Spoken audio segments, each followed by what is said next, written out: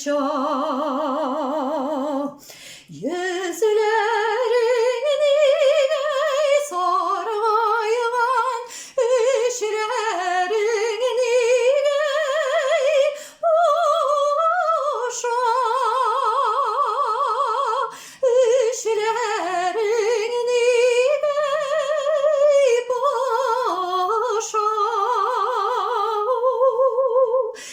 işlerini boşa.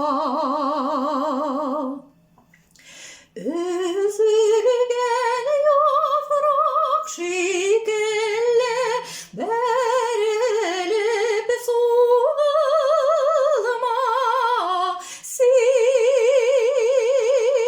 berilip sulmasin,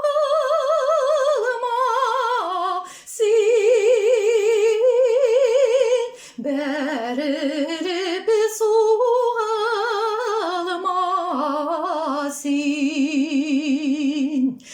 Başıma hasret geldi deyip durmuştan soğumasin,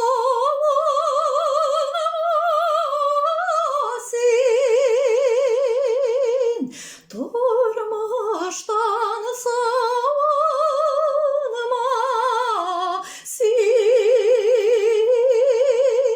durmuştan soğumasin.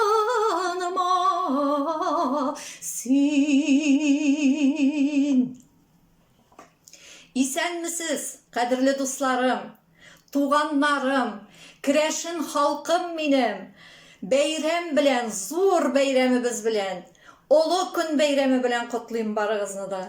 İsenlik, sağlık sizge.